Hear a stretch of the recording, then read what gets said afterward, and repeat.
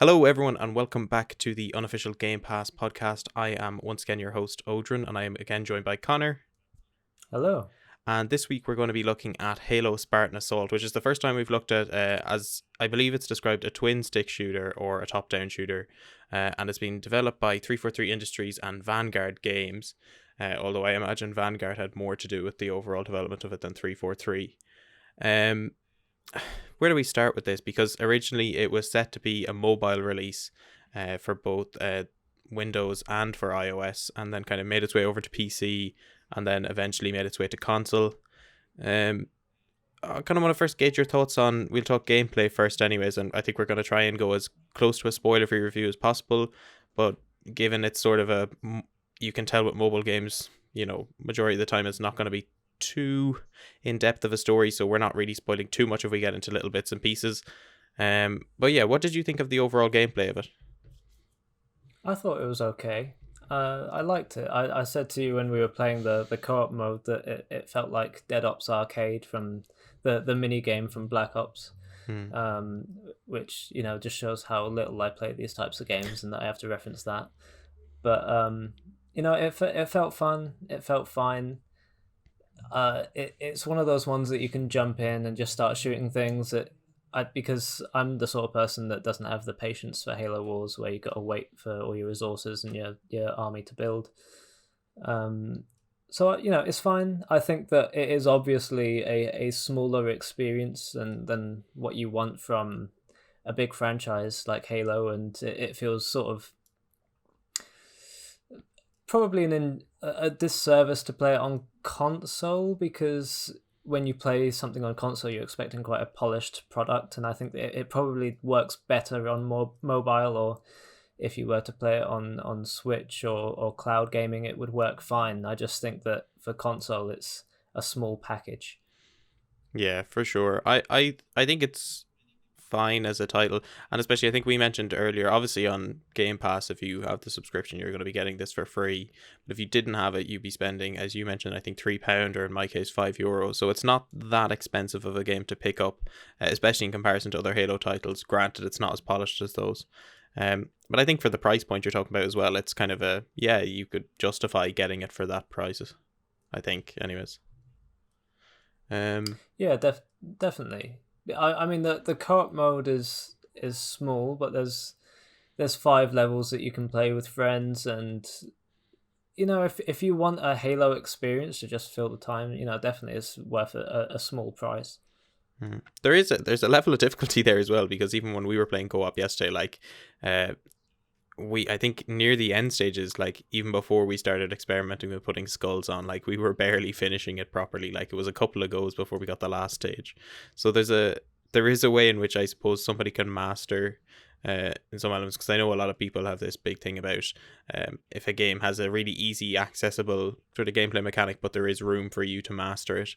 I think this game certainly has that, given the small title it is. But I suppose that's some nice depth, I suppose, to the gameplay, and I think it rewards players as well who know, who have played the level previously and are coming back to play it again, because they'll know where everything is going and where you've to this, that, and the other.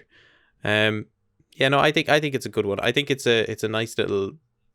I think it's almost a sort of a bridge between outright Halo Wars and an FPS version of Halo. I think there's a good little mix in the middle of like a top-down shooter version. It's got the sort of camera angle of Halo Wars with the mechanics of Halo, like Combat Evolved or whatnot. But yeah, it's kind of difficult to say what else there is good about the gameplay. There's a nice mix of at least of weapons, anyways. Although the one thing I always found is that weapons that have automatic fire tend to be a lot more useful than those with just single shots, bar maybe the Magnum. I think is okay against grunts, but like outside of that, like you'll find yourself sticking to dual SMGs, assault rifles and whatnot. I don't know, did you have that similar sort of issue with it as well when you were playing? I yeah, I'd like to echo a few sentiments you said there. It does feel like you've jumped into Halo Wars and you've taken control of one Spartan, and in that sense, it's pretty cool. When it comes to the weapons, one thing I said to you when we began playing, like that my immediate gripe is that if you're going to make a Halo title, I really want the guns to feel and sound like they do in the FPS shooters. And I mentioned the rocket launcher and the sniper, how you can hold down the trigger and it, while there's a little pause, it kind of automatic fires. And I think I understand why that's there. I think it's the genre of game, and it requires certain things for mechanics for the gameplay. So I think that's fine. The battle rifle I found to be useless. I didn't ever want to pick it up. Most of the weapons I enjoyed. It's trying to be like really similar to Halo experience. It's put all the buttons in kind of the same places, which is fun. I like it when you have that melee on the right bumper, and what grenades are, and they're all the same buttons, so it feels like you're playing normal Halo but in a different perspective. So it's quite fun. The weapons are fun, although I don't feel that the sound design is nearly as good as 343's games, which it's a shame, but probably to be expected. I don't know if I'm being too precious, because I obviously love the Halo weapons, and obviously you don't get that kind of intimate relationship with them when you don't have them right in front of you.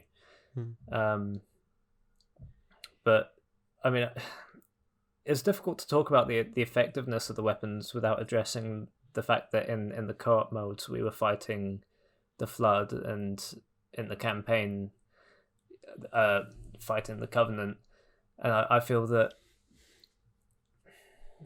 for the Flood you're really just trying to spray bullets and get all the little infection forms most of the time, and with the Covenant I feel it's also a lot easier because you can stack those like medals up with the double kills and triple kills, and you can be more precise, and you can expect what they're doing, whereas the Flood are always chasing after you, so it becomes a kind of management of moving, which obviously you're moving a lot faster when you're not aiming, and then when you're aiming you slow right down. So it's really that kind of COD Zombies feel, where you're running away from the zombies, getting them all in a line or in a group, and then spraying them. And maybe some people have that down to a T with these types of games, but I found it really hard to get those gold stars on co-op. It felt steep. And with the skulls on, we got a ×5 multiplayer where the Spartan only had a shield, and every time you shot, your shield depleted, and that was insane. I didn't like that at all. But it's nice that you have that kind of that Halo CE feel of this is a resource management game where you're managing ammo, shields, player position. It's nice. I just don't feel that there's enough there to make it a truly deep experience. Yeah, I would say I think the one thing that it probably borrows from Halo 4 and 343 titles is the lack of ammo a player is given at any one time. Like, if you're using those automatic weapons, and especially on the co-op mode, you're going to run out of ammo so quickly. It's not even I don't even know how they managed to do that. Although, in fairness, I think the game initially, was it made before Halo 5? I want to say it was.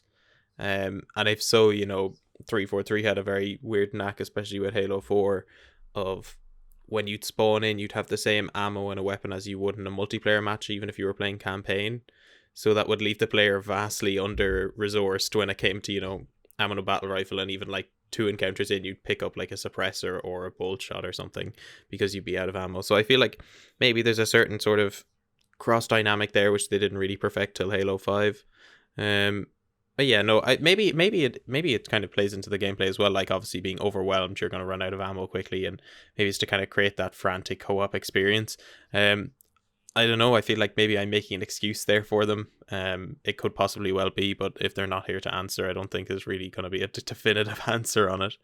The one thing it does do, though, at least this game, story-wise, is it kind of explains a little bit behind what has happened while the Master Chief has been away, and like how the first contact between the now new Brandish Covenant, I believe under Julam Dama, if my lore is correct, I don't know, um I believe, yeah. So obviously they're coming into contact with the new Spartan 4s, namely in this game you'll play as Davis and Palmer, but it's actually more interesting because it's done, I think, in a time.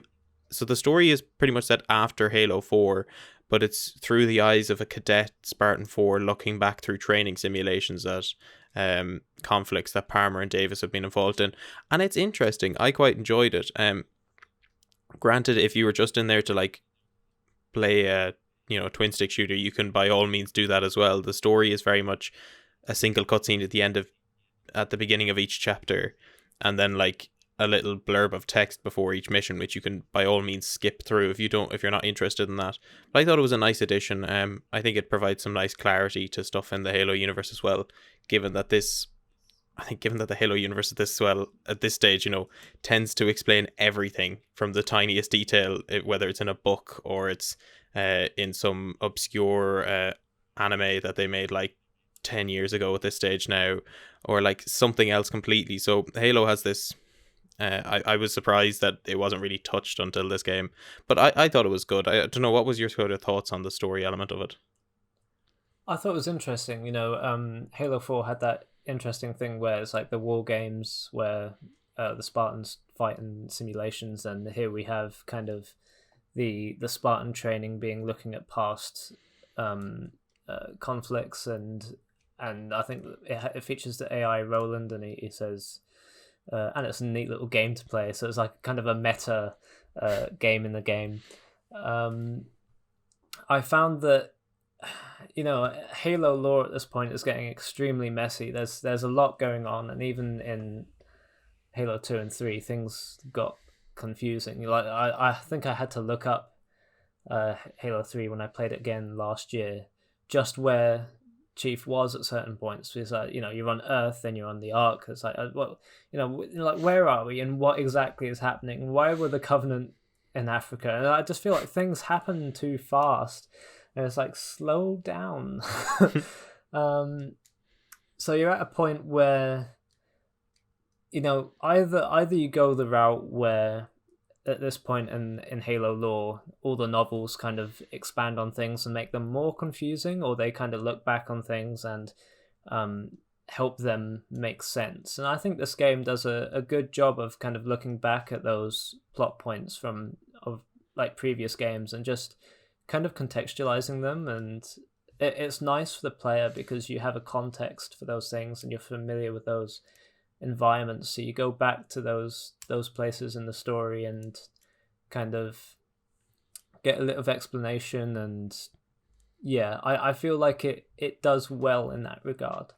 I feel like if they had put an over-the-top story on top of events that were already confusing and needed explaining, it wouldn't have worked as nicely.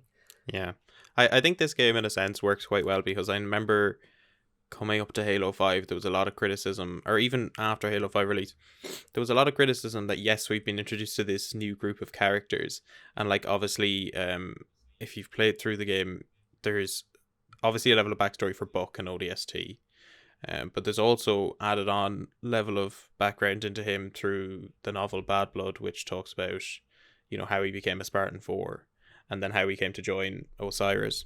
You get that level of backdrop for Locke as well through Nightfall, and then there's also not even mentions, but she plays quite a prominent role. Vale plays a prominent role in oh god, the name of the book is escaping me, but it's where they revisit the Ark. It's who's it by? Hunters in the Dark? Yes, yeah, no, that's the one. I don't know if there's any mention of Tanaka in the books.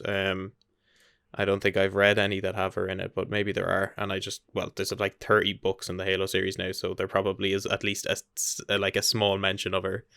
But one of the biggest complaints when that game came out was, yes, there's background given to those characters, but like for casual players who are playing just the games, it's just completely nonsensical for them to know what's going on, who these people are, why they should care about them, and where all these different things have come from. Because there was a big gap left after after Spartan Ops, and then all of a sudden you're just dropped into the feet of this complete new team of Spartans with not knowing what you have to do. So I think this game does a good sense of, yes, it's a game, but you don't need to have any real prior knowledge of what's going on outside of Halo 3 and possibly Halo 4.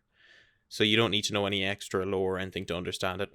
Given it's probably because of the simplicity of it being such a casual game anyways.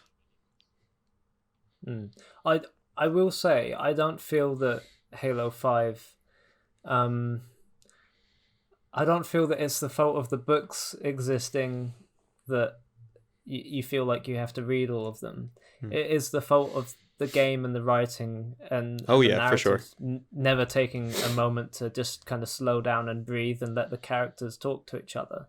It tries to do too much, and there aren't enough scenes between the characters. There aren't enough relationships or emotions coming through. It's literally team 1 goes to point A, point B, and like I can't really tell you much more of the plot apart from those kind of really simple, boring events that happen in Halo 5's campaign.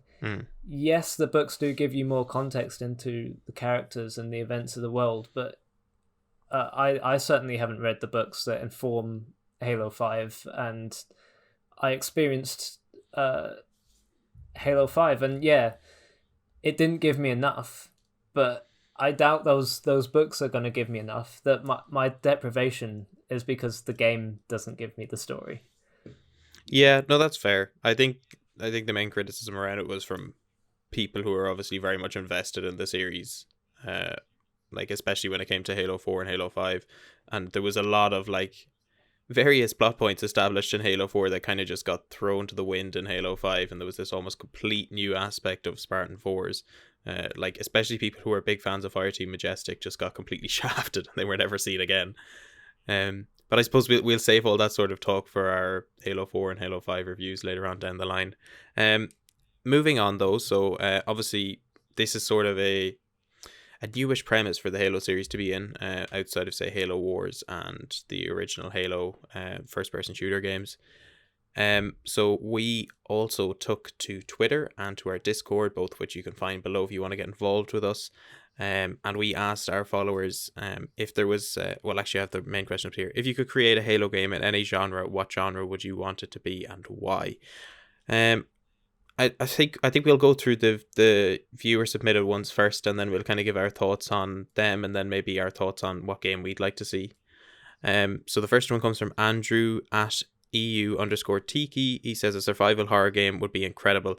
Now, this is one I kind of do want to talk about, because survival horror in Halo has been talked about, I think, for years at this stage, and everyone has wanted sort of a Dead Space style horror game with the Flood or whatnot. I'll let you start off with this. What sort of mechanics would you first of all like to see in a horror-based game, and how do you think it might work? I think it's an interesting question, isn't it? Because we're going back to the kind of horror feel of Halo CE. We you have those dark, mysterious Forerunner, kind of foreboding hallways and caves. You have the Flood, which obviously a major horror element of Halo. And I think the YouTuber Installation 00 did a really good video for Halloween where he told a story from the perspective of a Marine during a flood outbreak. I believe that was his own thing that he read out, and it was like terrifying. Like if you put someone in the perspective of a Marine and you really think about kind of hearing the screams and kind of seeing someone and then realizing it's not actually your friend, but so like your friend with their head kind of ripped back and tentacles coming out of them, just kind of how horrifying that would actually be. Yeah, definitely Halo would fit into the horror genre. My immediate thought when someone said survival horror Halo is Master Chief in Resident Evil and walking around a mansion, and that's not what I want to think about. But definitely, I mean, to do what ODST did, where you have that kind of the jazz and the night in the city, that feeling of being alone, if you did that kind of same thing where you put the player in a Marine, even lower than an ODST and put them, in a flood situation. Just that the very potential of that sort of game, I think, has so much weight to it. I think they've got to do it at some point. Yeah, even springing to mind now, like if I know zombie games I think are starting to have a slight rise in popularity again. I think there's a Back for Blood is one that's been mentioned a lot by people, which kind of gives off that very much Left 4 Dead feel from years past. But a factor like Left 4 Dead could do so well for a Halo game. Like if you even had it, if you had it as a co-op experience, 4 of your friends come together, you all play as Marines, you can swap between, say, maybe a couple of base weapons like an SMG, assault rifle, shotgun, whatnot. Like you could very much get a good if you had the Left 4 Dead format in that style. You had maybe even you had like a versus mode where, say, someone could play as a I don't know what are the Halo flood forms that are like turrets and then they can turn into big tanks as well. Oh, it's like a I don't know, but they're like the pure form, aren't they? They're like the flood in their own form. They're not like an infected Covenant. They are, I can't remember the actual name for them, but I think besides it, but yeah. No, what I'm trying to get at is good options. You could do some different variants of say obviously Left 4 Dead as the hunters and the spitters and the witches. Like you can have a variety of different Halo infection forms. Like I could even imagine the boomer being somewhat of the the carrier form that walks around could be similar to that in certain elements. So I think something like that would be really, really interesting. I think when you mention ODST, it's a really good point, because ODST has a really interesting element, in the first mission of that game where you're walking through the streets of New Mombasa and you open up a door, there's this real drone of horror, and then you see on the wall glass this. There's just such a for someone just starting off who knows nothing, you could probably get a sense of horror off that if you knew nothing about Halo. Or even ODST. So it's not like they don't have the capabilities. I'd love to see something like that. Whether 343 would do it, I don't know. I feel like Halo has a weird reputation now where it has to be a loud, bombastic game every time it releases, or else people are just going to be annoyed at it. Which is sort of disappointing. I think it's not so much more the actual gameplay holds back Halo. I think it's more so the fan base of it would be hypercritical of something, even if it came out there's an awful, I think that's what turns off a lot of studios a lot of the time, is that studios want to try something new, and they want to try out a new format or a new system to a pre-established franchise, and then people all of a sudden turn into absolute game development masters and know exactly what they're talking about, and just all of a sudden begin to just shit on the game for various little elements that maybe weren't incorporated in previous games. So they're like, oh, I don't like this because it's not like every other Halo game I've played since 2007. It's like, yeah, all right, not everything's gonna be like Halo 3, so just let people try out something new. I think a really good point to bring out in this is that I think there's a video by Ascent Hyperion, who I don't know if you know, he's a Halo YouTuber. Yeah, and he did one based on sort of the three houses of Halo, in a sense. The people who grew up on Halo either have a very hard connection to either CE, Halo 3 or Halo 5, and then funnily enough, the people who really like Halo 4 or Halo 2 have such a nonchalant attitude to any of the Halo games. They're just yeah, that's fine, I don't mind that, they can do what they want. But everyone who's in CE 3 or 5 is very much hardcore, this is how Halo should be played. I think yeah. Again, sorry, I'm going off on tangent here. But no, I would like to see something like a Left 4 Dead style Halo game.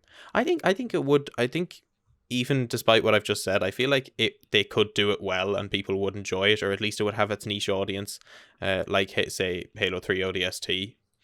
But yeah, no, I'd like to see a horror survival game, and it's one that I think it's the most common one that gets recommended every time you ask a question like this, is somebody wants to see something more with the flood.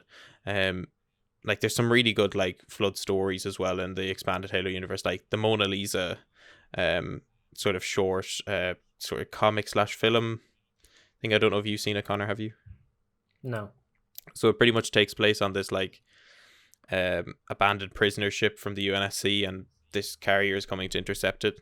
Turns out it's been taken over by the flood, and there's varying elements of elite and human prisoners on it, but it turns out Oni were experimenting with the flood on that ship. It's really good. I'm not going to spoil it for anyone who would like to give it a watch. I think it's about half an hour, and it's all told through sort of this sort of comic slash image slash movie style.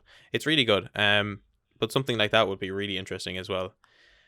The next one I have here is from Ghostcast, also known as Matt in our Discord server. He said, I'd love to see a Halo tower defense game, which I have to admit was not the first thing that popped to mind when I thought of different sorts of Halo games. I kind of, what do you think about that, Connor? I think that, I don't know, because it's, when someone says tower defense, I do sort of think of Halo Wars. And so how different can you get from Halo Wars in a tower defense Halo game? And I don't think have we really seen like a city get really invaded in that kind of defense situation. I can't think of what Halo's kind of Helm's Deep moment would be, you know. Yeah, no, I'm kind of similar in that sense as well. I don't know if it's personally something that would really float my boat. I'm not a big fan of RTS games in general. I think I have a soft spot for Halo Wars and Halo Wars 2 just because it's using the Halo IP. Outside of that, like I couldn't realistically see myself sitting down to do a lot of those games, like Civilization, Europa, all those different sorts of real-time strategy games, war games, whatnot. I don't know, they're just not my sort of style. I could get how tower defense would be interesting though, but as you said, like it's kind of already an option that's been explored heavily by both Bungie and 343. So I don't know. I think maybe we'll have to get onto Matt. Maybe he can expand on what he means by that. Final one here I have was not really a recommendation for a Halo title, but kind of highlighting one that's kind of in the making. DeSudo linked us a Twitter clip of this either a former employee or a current employee of Mojang who's working on sort of a third-person pixelated Halo game, which I think looks really interesting. I think it kind of looks like Roblox on crack, but it has some decent elements, and particularly the one thing I kind of enjoyed about it was that it's in third person, which I think brings up really good questions again, because I've seen various people in the Halo 5 Forge community make Gears of War versions of Halo, so it's been in third person and you have a shotgun, you have a sniper and whatnot, but you don't have any sort of reticles or sights, it's all in third person.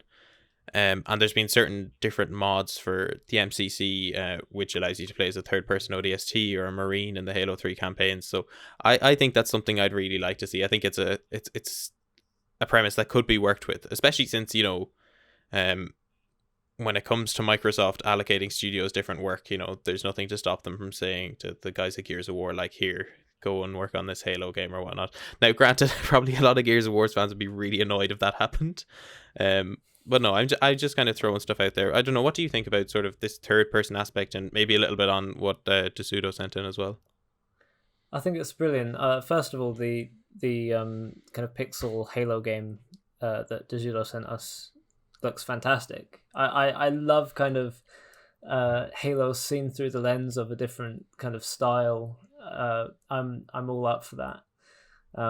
Third person makes sense for Halo because you have iconic characters that you relate to. People love playing as the Arbiter, but how often do you actually get to see yourself playing as the Arbiter? Or even your multiplayer Spartan, how often do you get to see your multiplayer Spartan? There's only when you die and you get to look at your dead body that you really get to see yourself. So getting to play as kind of the characters of Halo. There's an image from Halo Infinite where you get to see Chief, and it's like kind of an over-the-shoulder, almost third-person kind of shot, and it does make you kind of yearn for that kind of third-person Halo experience. And I'm someone who always loved the kind of third-person mode on, I think it was like Modern Warfare 2 or something, had a third-person mode, and I'd always go on it because I loved it. I love getting to see yourself go prone and kind of set up like a tactical point, and you just kind of the image of it, like, it means so much, because when you're playing in a first person mode, you literally only see what's in front of you, and you don't really get that connection with your character. And when you're playing as a character as iconic as Master Chief, like, I can't really, when you have a character as well known as popular as Master Chief, I mean, you think of like Mario and all the other video game characters, and you can all kind of see them when you're playing as them. But to play as someone who you don't actively see when you're playing as them, it's a testament to say that Master Chief has survived so well. The fact that even though you can't see it when you're playing him, he is so recognizable. So yeah, I'm all for third-person Halo. I think it's a great idea. Yeah, for sure. Now, I know you wanted to tell me yesterday, but I told you to hold off on telling me what your thought was on, what game you wanted to see, because we said, what, keep for the podcast. So what sort of Halo genre do you want it to expand to? Oh, see, that there's only really one strong answer for me, and I do have a couple other things to talk about, but I will tell you mine just before. And that is Gears of War did Gears Tactics, and I haven't played Gears Tactics yet, but it is essentially that XCOM kind of, that tactical kind of playing like with it's like a chess game where you're shooting people, isn't it? Where you get to move into cover and shoot people and everything. And that I haven't played Gears Tactics. I'd love to do it for the podcast, and I'm saving it for it. But what I do want is a Halo Tactics, just because in the books, how good is like Blue Team and the Spartan tactics that they pull off, and getting to vantage points and overwhelming the Covenant. Just how good would it be to be put in the place of like a team of Spartans or a team of ODSTs, and you get to like tactically tell them where to go. And I think it would fit Halo so well. You could have a Covenant campaign. I literally, that is the dream for me, Halo Tactics. No, that's actually a really good one, actually, to be honest, because that sort of turn-based strategy game, I feel like, I don't know, I haven't seen much of it, especially on consoles. You don't really see too much of it outside of, as you mentioned, like XCOM and of course Gears Tactics. Now there's not too much more I can think of off the top of my head that come to console. It's much more sort of a PC centric sort of market for that sort of stuff, so that would be interesting, in fairness. Okay, I've forgotten what I was going to say. I've been playing a few on console, actually. I've been playing John Wick Hex, which is obviously the game inspired by the film, where you have playing as John Wick, and you have the actual reloading, and you like shooting different enemies, and you like every action matters. Love that. The other game I've been playing is a new one called Fights in Tight Spaces, which you can get on Xbox Game Preview at the moment, I think.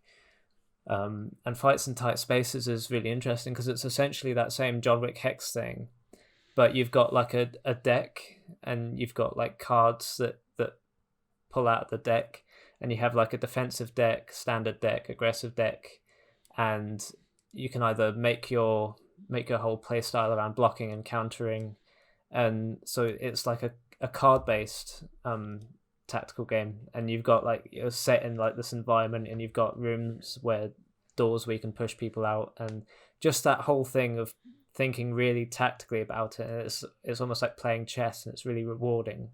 I love those types of games, and Fights in Tight Spaces is really good, actually, because you can like enemies have guns, and you can like push other enemies into their line of fire, so where they were about to shoot you, and you like pull someone else in front of you and they shoot them instead, and stuff like that's really rewarding. So I do love that kind of, that difficult but rewarding kind of tactical XCOM feel. Yeah, I think for me, I had two in mind, because I couldn't really decide on one or the other. One of them was to do sort of a FTL, faster than light sort of version, but you're managing a UNSC frigate, which I think would be kind of cool, jumping from system to system. Maybe possibly you come into contact with different Covenant carriers, and you need to manage your resources, give it reactors, or slip space and all that. I think that would be an interesting element. It's kind of similar enough, I suppose, sort of real-time strategy just in space, but I suppose it's more so resource management as opposed to combat. The other one I had in mind as well was sort of an Assassin's Creed based around the Sangheili. I think that would be so good, because I know for a fact people get really annoyed when you say like, oh, the Sangheili are very much like samurais, because I think everyone has that idea from Halo Legends. And outside of that, I think a lot of the time people compare them more to sort of Vikings. So I feel like an Assassin's Creed version would work very well, because I remember, oh god, which book was it? I think it might have been Cole Protocol or Core Protocol, whichever it is, the one that Keys activates at the beginning of Halo CE, that he can't allow the Covenant to get hold of the ship so they can get back to Earth. But there's an element of that where you learn a little bit about the Arbiter, before he obviously becomes it. He's still Tel Vadami at that stage, but he's quite a high-ranking official in like various elements of Sangheili culture. So there's bits and pieces where he has assassins come to try and challenge his leadership of certain areas and whatnot. So he's a couple of assassination attempts. I would love to see something from the perspective of someone like that, who's going around, targeting high value targets in the elite hierarchy. I think it'd be such a cool idea, even if it was pre-Covenant or even if it was post-Covenant. I think there'd be just something so cool about being in that world, because I don't think we see enough of, say, Sanghelios or whatnot, bar outside of that one mission in Halo 5. Yeah, I'd definitely be down for like a whole spin-off game where you get to play as an elite.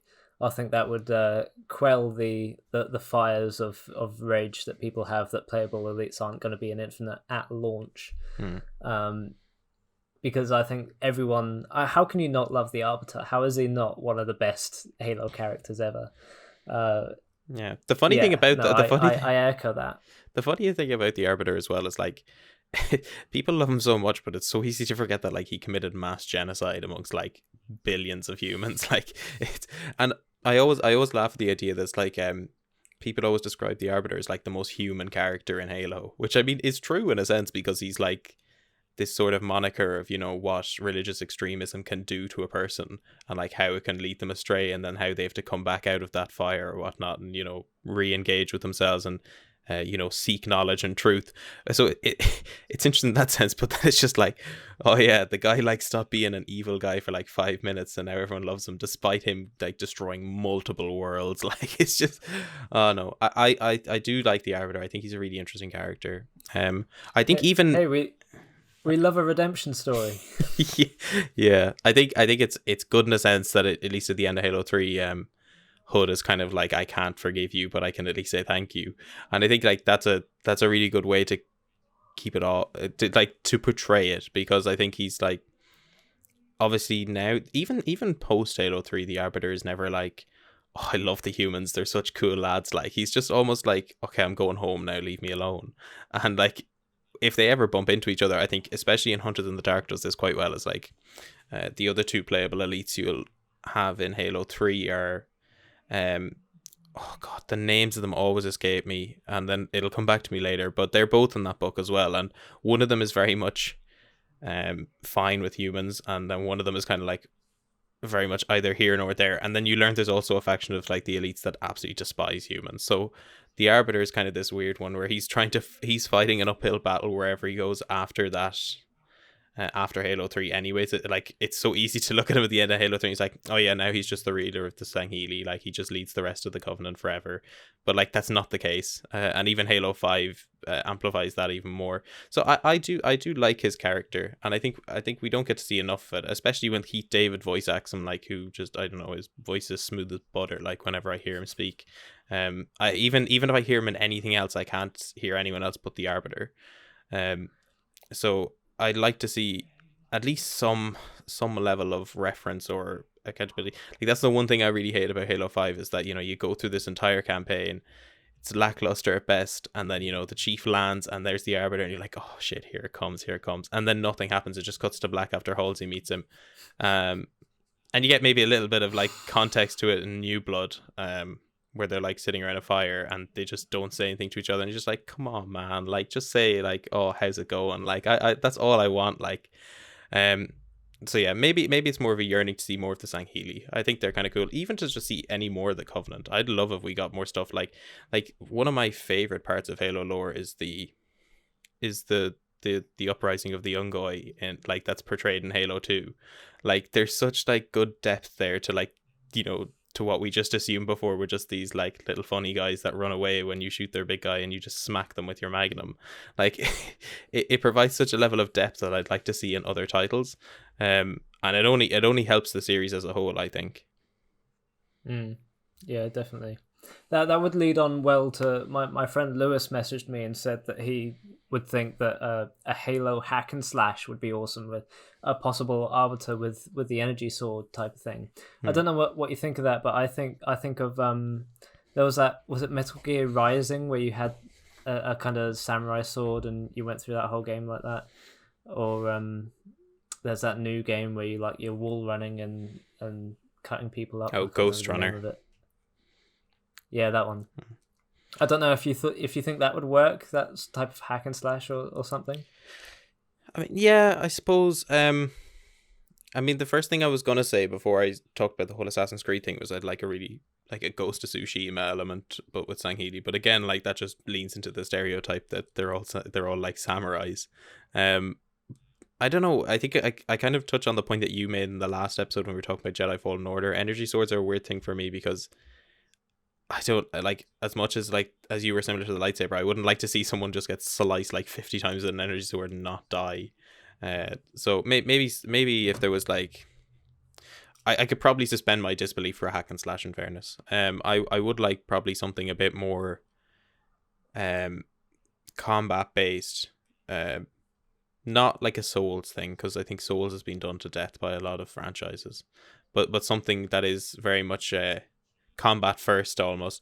Like, and again, I'm just gonna say it goes to Tsushima, but I don't want it in a sort of samurai setting. I think the mechanics of that game are very good, and the sort of the atmosphere it gives off are very intriguing. Actually, in fairness, a game around the Halo Legends short with the Arbiter at the time would be unreal in a Ghost of Tsushima sort of light. And I think we're allowed to say that it'd be very sort of samurai-esque, because that episode is very much that. So I could. Alternatively, you could have a brute game where it's like a biker gang of choppers, and they go around with their hammers and destroy whatever enemies they're up against. That would be interesting, I think, to say the least. Like that's, I think, Sons of Anarchy. I think in fairness, the stuff we've mentioned Atriox. I think the stuff we've mentioned has been very much outside the box of traditional Halo games, anyways. Yeah, there's so much there though. Like there's so much they could look at. And I have to say, I do get a little tired of, you know, coming back Halo after Halo and it's just the same Spartan mechanics over and over again. Like Halo 5, as much as people lauded it, like I actually enjoyed the fact that they tried to switch gameplay up a little bit. Like, because, you know, like, when does it get to the stage like people are constantly, you know, giving out about sports games like FIFA that they just reskin and come out every year, but like for some reason I just imagine those same people would have no problem with Halo 3 being released year after year, just with a different sort of art style. So, or maybe not even, like, if we've learned anything from the community, changing anything at all results in mass rage from people. Like even the topic of dual wielding, like it's literally taking out one gun on your other hand, and it sent people into a frenzy recently. So like, I don't know, I would love if 343 just said, I don't care what you guys think anymore, because they have, I think, in fairness to 343, like since Halo 4, right, they took on board what players wanted, and they actually made a really competent multiplayer forge and custom games experience for Halo 5.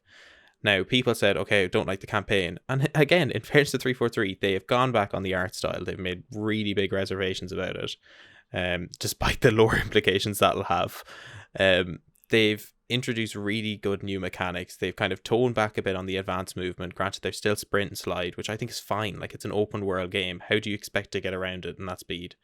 So I think they've done so much, like, already. I would love to see them just be like, no, we're making what we want to make now. And I'd love them to sort of venture out into the universe of Halo, even in a Mass Effect style, where they'd like they'd explore that universe more. Because I feel like in Halo, we only ever see Halo Ring, Earth, possible alien structure, other Forerunner planet, and that's about it. And then the odd time we get to go to Sanghelios. Like, there's an entire universe like we like out of all the planets, like we've only ever heard of like Reach in the games, and that's been it. Like for some reason people have the horn for Reach when it comes to it. Like they're always on about remember Reach, but they're never like remember all the other planets that died. I don't know, maybe I'd be way too harsh here, but I would like to see them expand outside of, say, the typical stuff that they've done before. Yeah, definitely. I feel like, Halo 5, I think maybe why people were upset is that they possibly felt that it was setting the trend for future Halo games, and like, no, I would not like all the Spartan abilities to remain. Like, I'm glad Halo Infinite is toning it back, going back to the roots. That said, I would love to see Fireteam Osiris spin-offs. Like, if it broke up the time between, I mean, we know Halo Infinite's going to be a 10-year game. I don't know how that's going to work out. Maybe they'll release some spin-offs in that 10-year period. I think, what have we waited 6 years for another Halo game now? If they had broken up that time halfway in between with something else, I think the wait wouldn't have been nearly as painful. Well, there was Halo Wars, in fairness. Okay. I mean, I get what you mean, though. Like, not the traditional Halo is what you mean. Yeah, I mean, I feel that like there is a certain part of the audience that play Halo Wars, and it's not all of them. I feel like when ODST came out, I don't think that there's anyone going to be like, oh, that's not really for me. I feel like, I mean, who really slept on ODST? Maybe I'm wrong about this, but I certainly was excited for it and I bought it. Yeah. But on that, though, that to have... yeah, but I think a lot of people, even when ODST came out, first of all, there was a lot of anger about, the price point it was at, 'cause I think it was $60 at the time, which was a lot of money for given what you get in ODST. And then you're looking at the element of players that solely play Halo for the multiplayer, got absolutely nothing that year, bar the disc that came with all the DLC maps for Halo 3, which if you played multiplayer anyways, you already had. So, like, I mean, ODST was, like, pretty much Bungie's answer to just get a game out the door because they were contractually obligated to make 2 more games for Microsoft before they could leave. And the same, well, Reach was more of a passion project, but, like, I think the development cycle of Halo 3 was really short. It was half of any other Halo game. So they were obviously going to make something small. Granted, I love ODST, but like I can understand why there's a lot of people that don't like it, because first and foremost, people don't like the slower aspects of ODST, which is the walking around Mombasa streets. I think that's a either love or hate factor of ODST, and then there's no tangible multiplayer outside of Firefight, and even I still Firefight like literally just gets outshone by Reaches when it comes out like a year or 2 later. So yeah, no, I get what you mean though, but I don't know. Yeah, it's that question of, is something better than nothing? Do you want a Halo game every 2 years, or are you happy waiting? Well, again, it's kind of an irrelevant question because we know that it's going to be this 10-year updating game now, which I don't know how I feel about.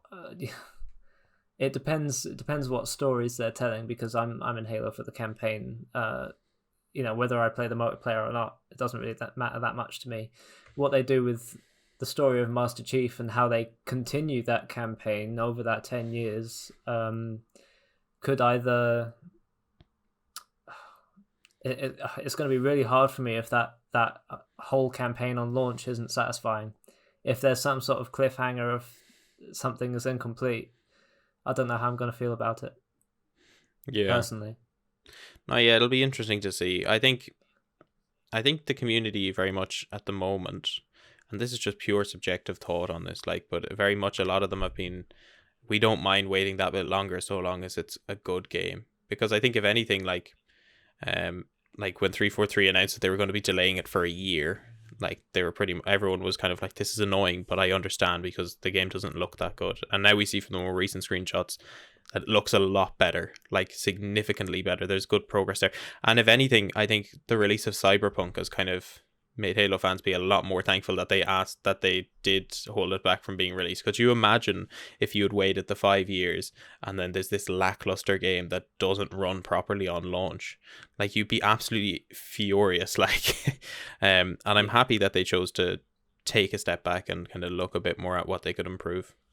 Well, we're seeing a lot of games doing it now. I mean, the Prince of Persia remake, when they released that trailer, a lot of people complained that the graphics looked well, they didn't look good enough for a remake, and it's been delayed.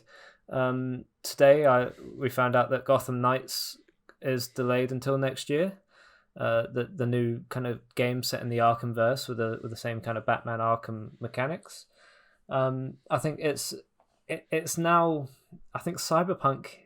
It was a hard lesson for developers, I reckon, because now people can go, look, we don't want to be them. We don't want that. Just deliver the best experience possible. And if it takes time, take that time. You don't want to ruin people's mental health getting a game out when it's not going to be worth it. So take the time, make the best game you can make. Now, there is one thing I did want to mention, is the cancelled Halo game. I don't know if you know about this, the Halo Mega Bloks game. Oh, yes. Yeah, of course. Who wouldn't? Yeah. Obviously, I think cancelled because they were concerned that it would alienate the main fan base of Halo. And, when we've been talking about this, we talk about the fan base because they're a loud, vocal bunch with many different desires, and impossible to please the whole of them, because you have this 20-year long franchise who people have jumped on at different points, and they all like different things. How are you going to please them?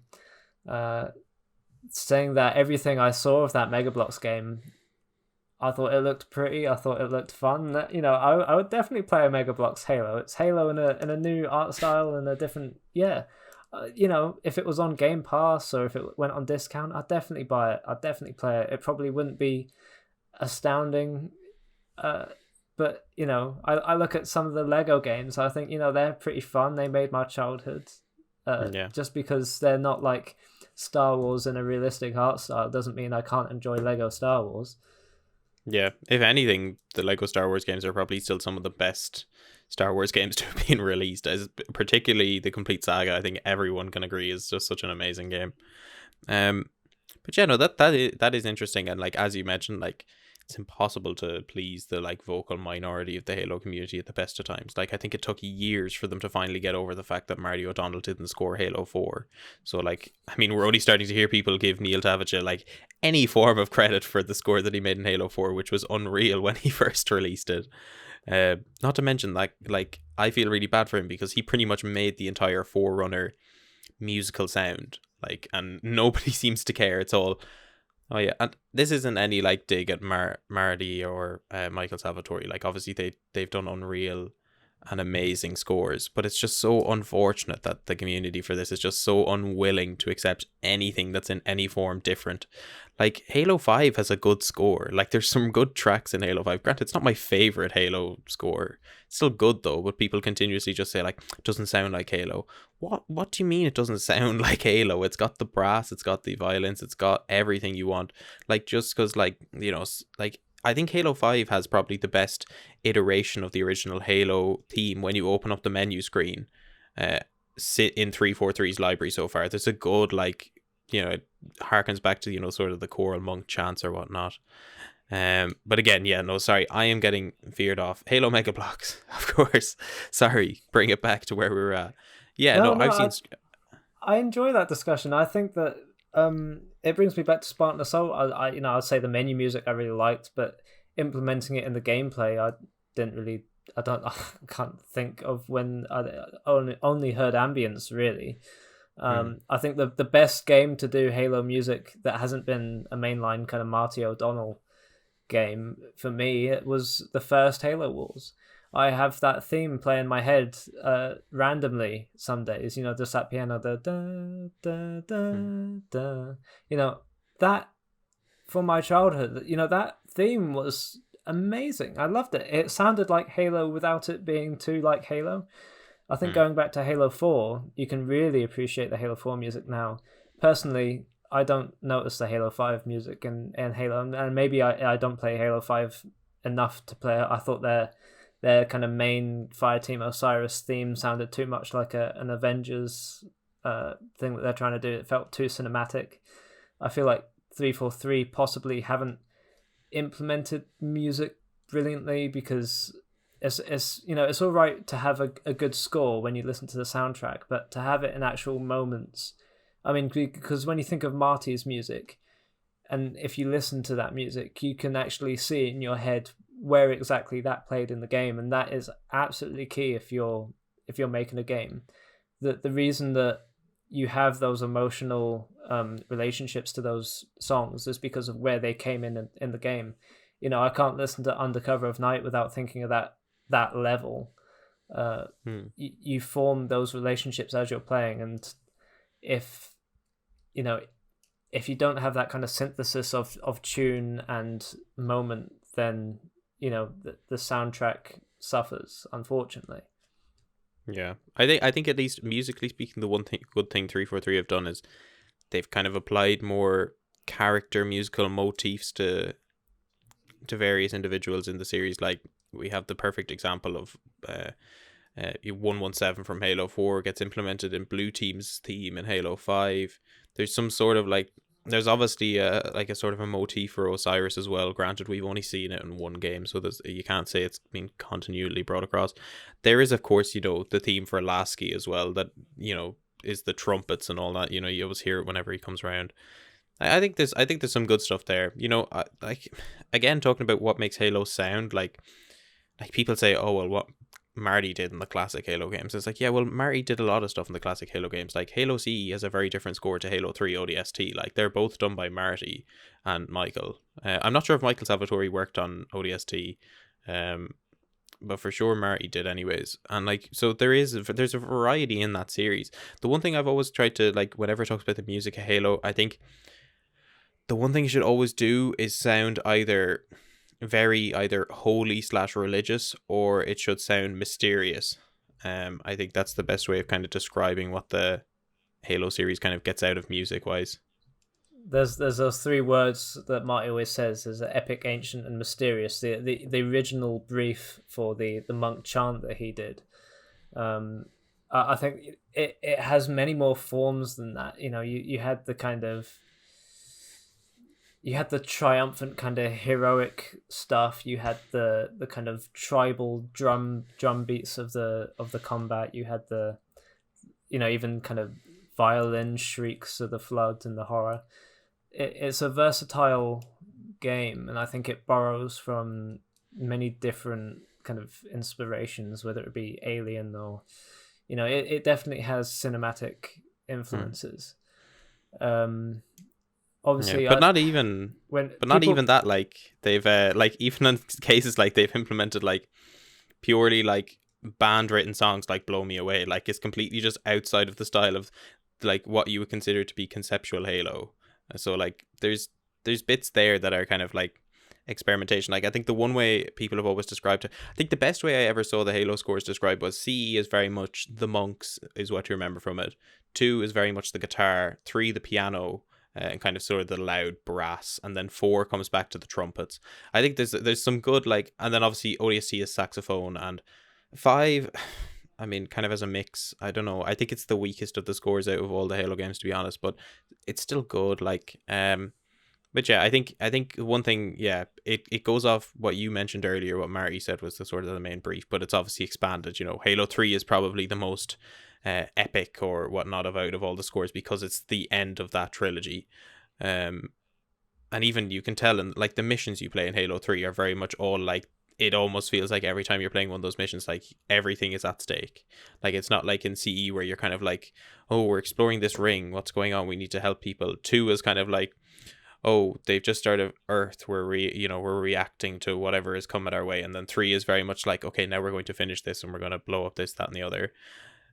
So that there's large variety there. I think the one thing about the Halo score is it always, I don't think there's not much outside of, say, metaphorical ideas that keep it that give it continuity. I think it's very much a case of, yes, there's similar sounds, but the way in which whatever instruments portray those sounds can alter depending on whatever game you look at. I'm by no means a musical expert. This is just based on kind of like what I hear in game. And there's probably someone out there that can probably portray that thought a lot better than I can. But that's just kind of what I think about it whenever I think of the Halo scores.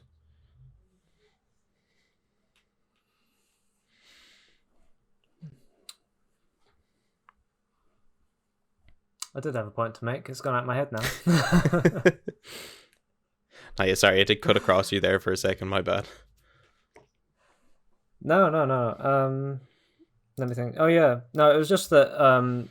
Obviously, when the art style changed, going from Bungie to 343, it was only natural that the music would change, and I'm disappointed that people, when people complained, "Oh, Chief looks different." Why didn't 343 just lean into, well, this is less of a continuation and this is more of our interpretation of Chief, similar to how you see different incarnations of comic book superheroes. Yeah, I'm going back to my Chief as a superhero theory. But I don't feel that they should have been bound to continuing the legacy. Like, they wanted to change the art style. I liked 343's art style, at least in Halo 4. I didn't think it was perfect, but I liked it. By the time it got to Halo 5, I thought everything just came off a bit bland. I liked that the art style changed and the sound changed. I don't necessarily think that it should be Marty sounding music or Bungie styled art throughout the whole Halo series. I just feel that whatever game you're making, the music should complement whatever you're trying to do in that game. And I feel like for the most part, the feel of Halo 4's soundtrack really complemented that story. There's a real problem with being bound to legacy, and it's going to be a conversation you can always have about Halos. Do you respect legacy or do you expand on it? And same with any long running franchise. And I suppose it's just create the most together thing you can, and don't worry about who you're trying to please. Just create something good. Yeah, I think overall, I think that's probably a good note to end on. Now we're coming up to our hour mark, but I think we've had a good conversation today. It's probably a little less about Spartan Assault and more just about Halo in general, which is kind of where this sort of podcast seems to be going at the moment, given our previous talk on Jedi Fallen Order. Please do not dissuade yourself from thinking that we will do this for every episode. I know for a fact that the previous 2 episodes have just been stuff we've been very passionate about outside of the singular game and whatnot. So I think when it comes to future things, maybe as Connor said, if we look at Gears Tactics, I certainly have no affinity towards Gears of War, so we will be able to have more of a gameplay driven / story driven discussion surrounding that title. I think before we end off, I'm just going to mention yet again, we do have all our social media links below, but most importantly, we have a Discord server where you can interact with us, maybe give some suggestions for games to play for the podcast, or you can just come around and chat to us, and maybe you'll be featured in one of these future videos where we talk about varying different bits of something, nothing, and everything. So with that being said, I think we're going to leave it there. So thank you all for listening, and we'll see you all next week.